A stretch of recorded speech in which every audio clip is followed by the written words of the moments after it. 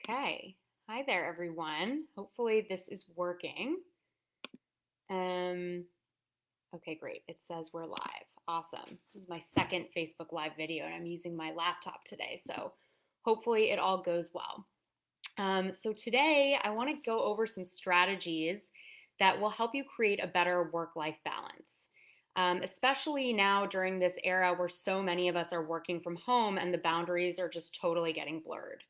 So, as you may know, I started out as a lawyer in a big firm and I was working pretty intense hours. So, my work habits were pretty detrimental to my personal life, my mental health, and my physical well being. I wasn't really eating healthy, I was drinking a lot, and I had little time for anything outside of work, let alone a relationship, and I was pretty lonely. And I knew I needed something to change, but I just didn't know what to do, and I figured that I had plenty of time to figure it out. But then suddenly, I was diagnosed with an aggressive form of breast cancer at age 28. I went through a year of chemo and surgeries, and I'll never forget the day that I was diagnosed, which was a Friday. And I called the partner who I was working with at the time on a big case, and he said, "Oh, I'm so sorry. That's horrible. Can you please draft a motion to get a continuance in our case over the weekend?" Um, what? Okay, well, that was a pretty serious aha moment for me. But thankfully, I decided to step away from that job to do something that would enable me to take better care of my body, my mind, and my soul. So I went into nonprofit because helping other people sounded super fulfilling and easy. Well, the fulfilling part is definitely right, but not so much the easy part. I ended up founding my own nonprofit and built it from the ground up, often working late nights and weekends. And I have this one fond memory of staying up until 2 a.m. one night, building my own website for the first time. I had a glass of wine in one hand and a bag of almonds in the other. And my most recent job was serving as the executive director of a local healthcare organization supporting a cause that was near and dear to my heart. And it was exactly the kind of job that I had been dreaming of. But while it sounded amazing on paper, I found myself again working really long hours. And working hard when you're passionate about something is definitely not a bad thing. But I started falling into those old unhealthy patterns again. So skipping meals and eating junk, not exercising because I was too tired after work, and feeling stressed and overwhelmed a lot of the time. And at the same time, my husband and I were trying to have a baby, and it just wasn't working. We discovered early on, unfortunately, that my previous cancer treatments had impacted my fertility, and we had some other issues that meant that we needed to start fertility treatments right away. And for the first 6 months of those treatments, I worked per usual, except I wasn't per usual. I was exhausted from all of the medication, I was emotionally spent, and I was super stressed out about fitting doctor's appointments and procedures into my busy schedule. And I think it was when I was injecting myself in the stomach on a Saturday in the bathroom stall at work that I first started to wonder, how is this going to work for me? And it wasn't. So, yet again, I was allowing work and pleasing other people to take the front seat while my own health, sanity, and possibly my ability to have a family was taking the back seat. So, after weighing my options, I made the bold decision to walk away and make IVF my number one priority. That was really difficult for me and kind of sad because I really loved working there and I loved working on things that I'm passionate about. But that specific job really needed someone who could be available 24/7 and make the organization their number one priority. So now I work as a personal development coach and a consultant, which means I set my own hours, make my own rules, and I even get to take naps in the middle of the day if I need to. But on the other hand, it also means there's no sick days, no job security, and no one except myself to hold accountable for moving the ball forward. Also, I now work from my one bedroom apartment. And I don't know if you could hear her before, but I've got a 7-month-old Labradoodle puppy in here who is very, very active and requires hours of attention every day. So the lines between my personal life and my work life are very blurry. And at one point, maybe some of you can empathize with this, but I would get into the mode of waking up and I'd just go straight to my laptop before even brushing my teeth. And then around 2 p.m., I'd kind of look in the mirror and be like, what are you doing? You look terrible. So I didn't trade in my executive level job for a startup just so that I could sink back into these unhealthy patterns and feel stressed all the time. So I started being really proactive about my work-life balance, and I want to share some of those tips and tricks with you right now. So if you're struggling to find time to care for yourself and do the things that are important to you, if you're always putting work or others before yourself, maybe you're feeling overwhelmed, stressed, and even resentful, these 3 key strategies can help. So the first strategy I want to talk about is using your calendar. So I like to plan out my week in advance, preferably over the weekend, so that on Monday morning I can hit the ground running.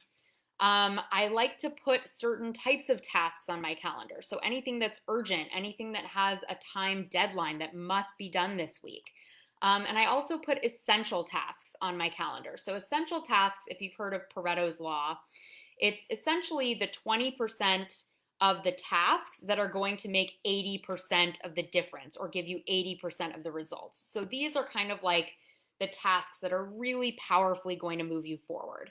And one of the struggles which I work on in coaching with my clients is really being able to identify what are those essential tasks, right? And one thing I want to add here is that you should be putting self-care on your calendar. That is an essential task. And you also want to check in with your values each week. So one of the things I like to do, and I did this in my last video, is just explain how to do a value sort. And basically all you're going to do is just kind of write down your top 5 values. So for me, those are inner peace, family, love, creativity, and wellness. Okay, so I write those things down, and each week I kind of take a look at them and I just assess, where am I on the spectrum here? Like, am I, are things kind of feeling low, or am I doing well? Am I really embodying this value in my life? So when things are feeling low, you can actually add an action item to your calendar to try to boost that value. And that helps to ensure that you're living a values aligned life. So that's the first strategy, is using your calendar. The second strategy is taking breaks.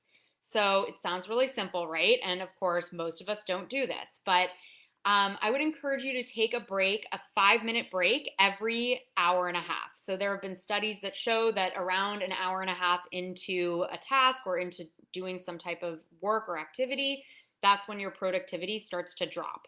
So if you can just take that 5-minute break and close your eyes for a minute and breathe, maybe do a quick meditation, and I'm actually going to do a live 5-minute meditation at the end of this video, so you can use that. But that will help you to reset your energy levels and be able to go back into whatever it is that you're doing with more energy and more productivity. And finally, with regards to breaks, I also just want to encourage you to get outside at least once a day, especially for those of us who are working from home. Just sometimes you find that you get to like 6 or 7 p.m. and you haven't actually left your space, your home, for the entire day. So it's really important, if you can, weather permitting, to try to get outside at least once a day. Just breathe in the fresh air and have that change of scenery for yourself. Okay, I'm going to take a sip. Okay. Finally, the third strategy that I want to talk about is setting boundaries. So this can be both physical and mental, but let's talk about physical first. So if you have a space, if you're working from home and you have a space in your home that's dedicated to doing work, that's great. If you don't, if you're like me and you're working from your living room, then just do your best, right? Try to create a space that's, nice and clean and set up for doing work. Try not to work from your bedroom or your bed. If you have a studio apartment, just don't work in your bed. You want to keep that bed as kind of like your stress-free zone.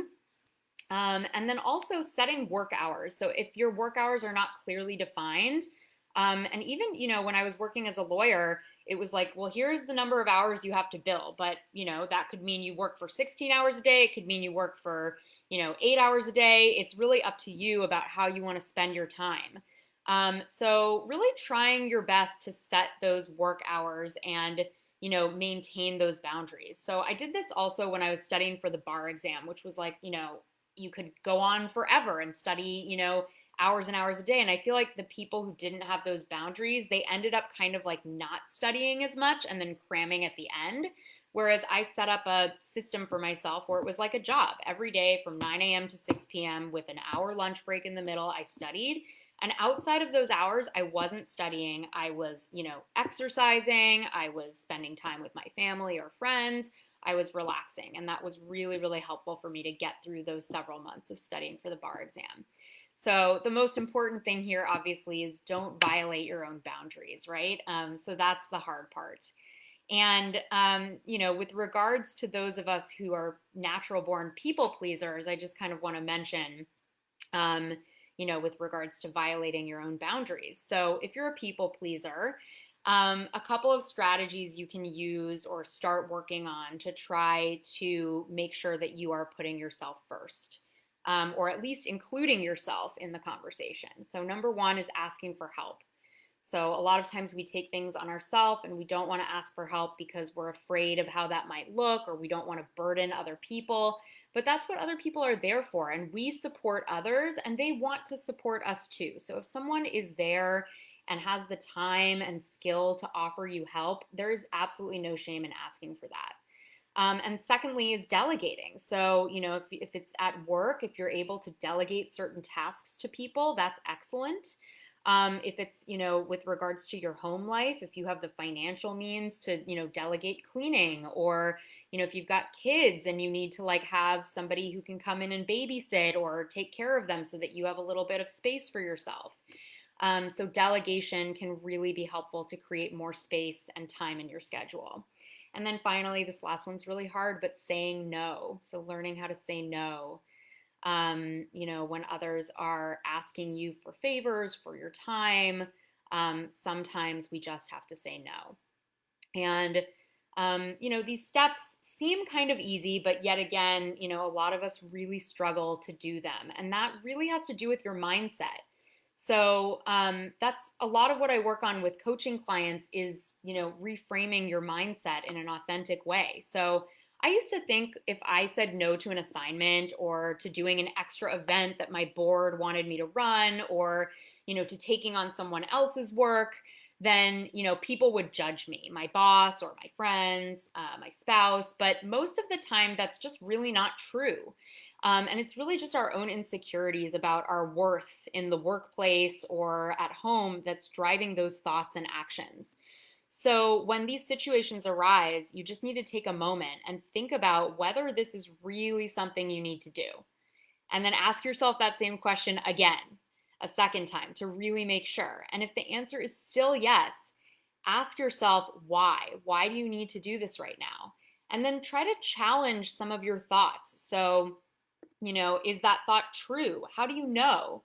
Is there any evidence that it's not true? So if you're panicking, thinking if I don't take on this extra assignment, even though I'm feeling totally depleted and exhausted, maybe I'm going to get fired. But actually last week you got a rave performance review and your, superiors have told you that you're doing a great job. Thinking about that, is it really true that if I just, tell them I'm unavailable for this one thing, that that's actually going to get me fired? Probably not. It may just be a judgment that you're making that just is not grounded in fact. And also thinking about like what alternative thoughts might be true. So for example, if you take better care of yourself, might you actually be more productive and have a bigger impact at work and at home? Might you have more energy for your work, your assignments, for your kids, for your spouse? So there's a reason that they tell you to put your own oxygen mask on the airplane before helping others. Okay, so now that we've covered those 3 strategies, I want to quickly offer you a 5-minute breathing meditation break. So this is super easy to do. And again, it will not only just calm you down and reduce anxiety, but it's going to reset your system and give you more energy, which will make you more productive throughout your day. So in this meditation, we're going to be focusing on our breath in order to bring our awareness into the present moment and to relax. So if you're going to do this meditation, just find a comfortable seated position. or lie down, whatever feels most supportive to you right now in this moment. So just taking a moment to settle yourself and get comfortable, maybe stretching a little bit. And whenever you're ready, closing your eyes. And just start by breathing normally. So bring your attention to your breathing, noticing the inhale, noticing the exhale. Noticing if there's a pause at the top of the inhale, or perhaps a pause at the bottom of the exhale. Just feeling the air moving in and out through your nostrils. Perhaps noticing how the air is cooler on the inhale and warmer on the exhale. And now just placing one of your hands on your belly and the other hand on your heart, and noticing where the breath is most prevalent right now. So which hand is rising higher? Just noticing without trying to change anything yet.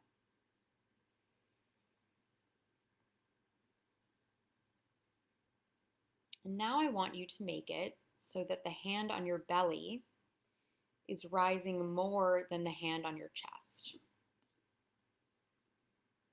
So breathe into your belly, into the diaphragm, and almost as if you've dropped your breath down into the pelvis. So just taking several deep diaphragmatic breaths here, in and out, in and out.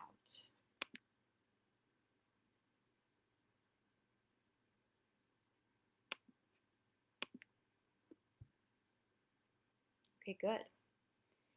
So letting go of that diaphragmatic breathing for a moment and just breathing normally. And the last part of this breathing exercise involves simple counting. So just counting from 1 to 10 with each breath. So we'll start by inhaling 1 and exhaling 1.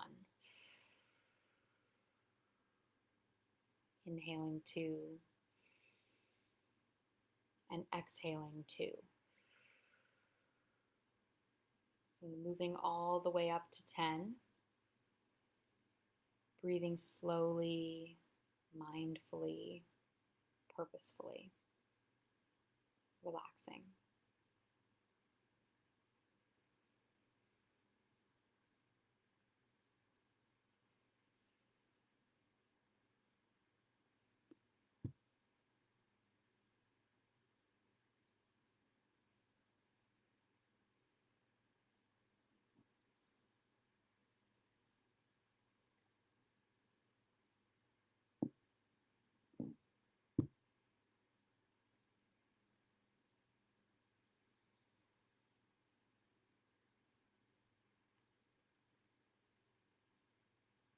When you reach 10, just let go of the counting and allow yourself to rest. Begin settling back into the body, becoming aware of your surroundings.